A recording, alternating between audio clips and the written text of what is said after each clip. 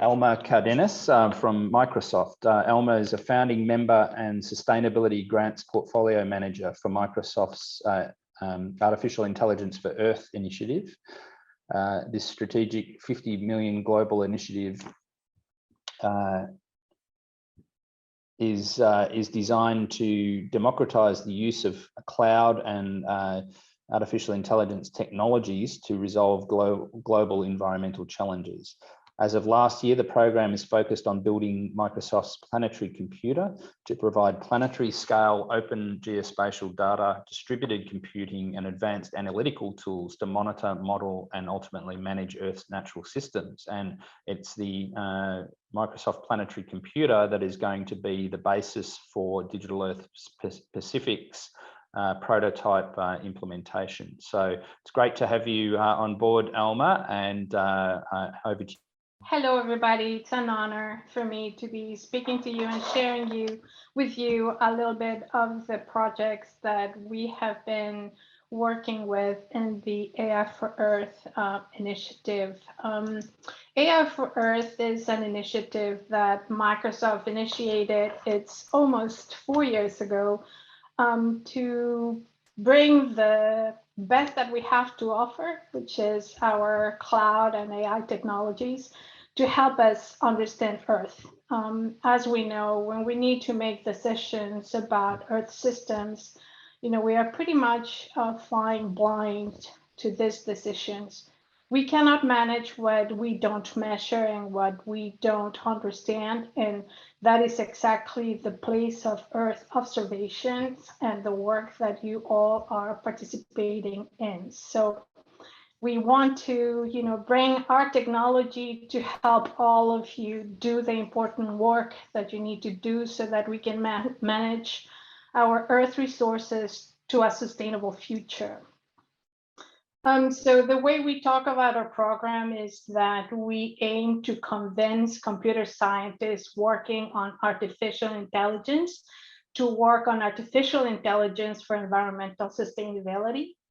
And we want to convince environmental sustainability practitioners to use, technology so that we can have this combination of cross collaboration that can help accelerate how we understand Earth systems. And our program has these 3 key pillars. Of course, the first one is related to providing access and education to the technologies through grants. And apologies for the small announcement here, but we have an open grant in partnership with Geo that is currently open. We are accepting applications through the end of November. If any of you guys are interested, feel free to apply. Also, we are focused on building the planetary computer, which we see is bringing the best of cloud technology to host those environmental data sets that are required to conduct the science experiments that are going to provide us the insights for future decision-making process. And the area of work where I work with is on the impact side of things. We have a societal impact program where we partner with our customers, our subsidiaries, where we're working to find specific projects that we can fund that are going to be exactly focused on accelerating impact. And we call these projects signature projects. So it is really exciting where we can bring our customers, our subsidiaries, and the planetary computer team together to focus on one particular problem, solve it, and the requirement of this project so that they get funding is exactly that they deliver a new way of making decisions to solve an environmental problem. Before I talk to you a little bit about this project, I wanted to just share with you the planetary computer. I think that you would benefit from taking a peek at what we have to offer. We are focusing on bringing a great data catalog based on STAC We also have just released an interactive explorer where you can explore the data sets in an interactive map. We make access to the data easy by putting together APIs that you can easily access.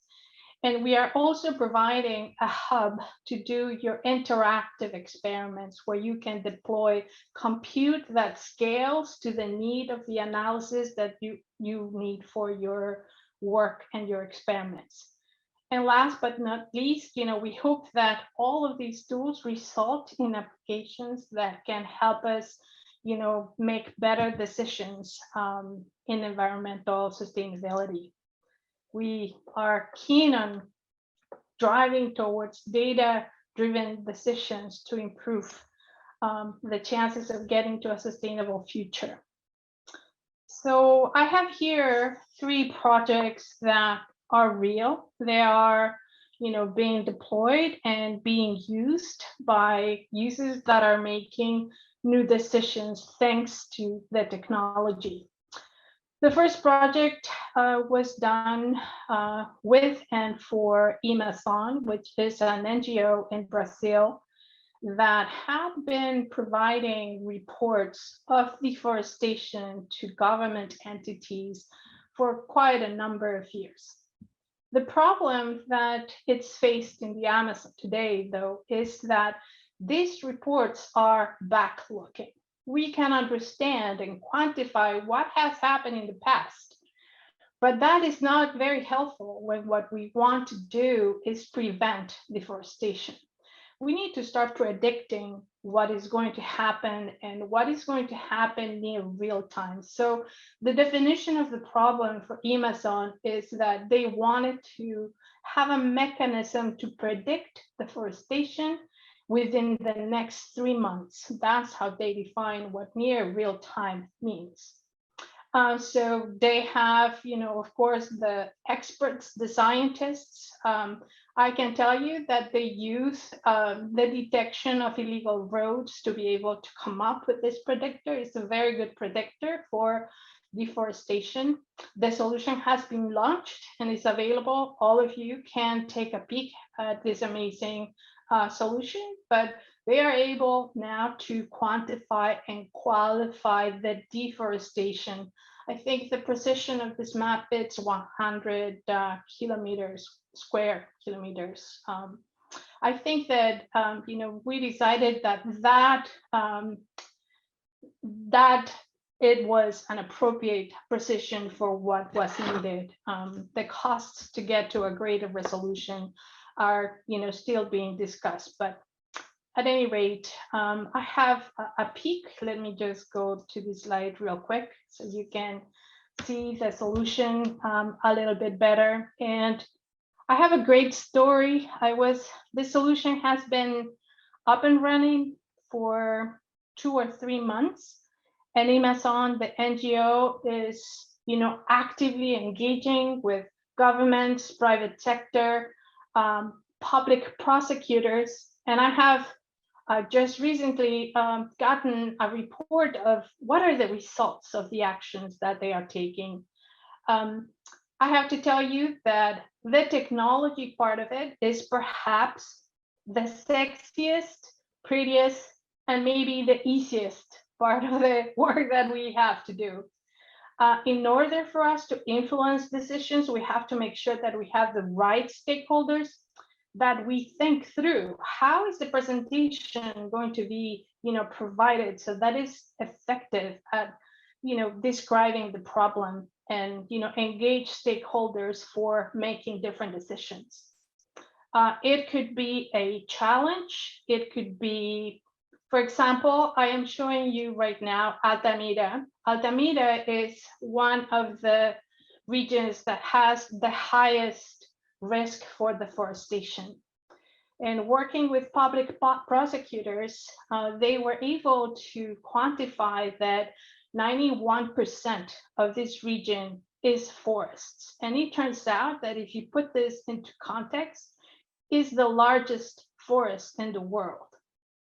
And while the prosecutors could say, this is the risk and this is the area that has been deforested the most, they wanted to focus in the positive aspects of it. They are able to calculate the amount of carbon that could be sequestered by the size of this forest, which is tremendous, and it presents a positive opportunity to tap into carbon offset markets. If we are able to turn the conversation from stop cutting the trees down to start making money of the carbon offsets that we get from preserving this forest.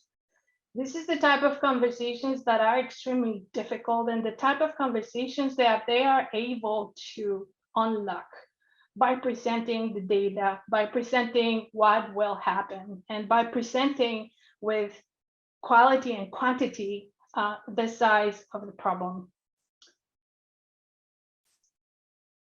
There is a couple of other examples I think that you guys have already discussed. There's an environmental research institute in the Middle East that is working to understanding the vulnerability to sea level rise, which I believe is a relevant topic for everybody in the Pacific. We talk about the sea level rise in the glaciers, right? But we forget that this problem is going to affect all over the world, specifically, the Pacific Islands. And what are going to be the effects? Where is that line retreating? I believe that this is a very difficult problem to understand because of the normal erosion in the shoreline that is part of the normal system. But of course, scientists are getting to quantify and be able to predict and establish where the shoreline is moving and what kind of impact it's going to have for infrastructure, for agriculture, sea penetration of agricultural lands, or where is infrastructure that takes care of, power utilities or populations. There are urgent mitigation plans that need to be put in place by governments to start shifting towards a safer area where people may live. And this is a problem where perhaps it's not well understood, and there's a lot of denial that the problem is real, that the problem exists, and we are not acting to the level of urgency that we need to. So these tools can be a tool for actually highlighting the problem and being able to predict the shoreline is shifting, right? And what is the actual financial risk to the infrastructure and people that live in this area can now be quantified. The third project is in Egypt, and this is about how do they allocate water for the agriculture sector. Allocating water today has been done through manual surveys where they ask information for growers about the area and crops of their lands. The land is very fragmented. There is a lot of small lots, agricultural lots, and it has been impossible to be able to quantify the land and type of crop that would determine the appropriate water allocation. And where you have regions like in Egypt where water is scarce and you have to decide, should we allocate water for citizens to drink, or should we allocate water for agriculture so that we have food to eat? Those decisions are critical, and there is not enough we can invest to make sure that those decisions have the best data available to exactly quantify the problem, quantify the areas and exactly the crops that are being planted so that an allocation of water, is more accurate. And as I touched base before, in addition to making sure that we have, the technology that allows for the scientific study, there are other relevant topics in order to make sure that these projects are successful. Perhaps these are not very sexy, but I think it's worth mentioning that when we are trying to fund these projects, these are the type of questions that we want to make sure we have answers for. to, I call them enablers of success. Are projects relevant? Are we really understanding what the problem is and how we articulating the problem? Do we have the right stakeholders engaged? Do we understand how decisions are being made? Who are the influencers, and how will the decisions be made after the data is provided? Are the projects impactful? And it's a good idea to start thinking about environmental assets under management, or perhaps the number of people that are impacted to guide the impact sizing of problems. Is data available? Are the data sets the result of your work shareable so that others can collaborate after you're done with your projects? Are the projects feasible, scientifically based, ground truth validated? Solutions that are built for one day should be maintained towards the future, so that they can be refreshed and keep updated so that they continue to be usable. And last but not least, we have to think about the capabilities organizations need to have in order to interact with the data, understand the data, understand the results, and being able to take on the costs of managing such solutions, so that we have solutions that are not only good for today, but that they can last for 1, 2, 3 years and keep adapting over time, so that they can continue to provide for that data-driven decision making. And with that, if we have a lot of work to do, I hope you have found this useful, and there is more on our websites on sustainability, AI for Earth, and the planetary computer. And thank you. Thank you, Alma. Great to see the progress that's being made there in a number of areas. I think what I took from that is we've heard the opportunities for tools like this to address things like illegal logging, but the flip side is the ability for these tools to actually provide a consistent and comprehensive data source to enable things like offset markets and proactive decision making by decision makers to occur. And this is really important as a positive. It's not all about enforcement and catching people doing the wrong thing, but encouraging the right behaviors as well, and so decision-ready products can help us to set up markets and mechanisms to encourage the right behavior.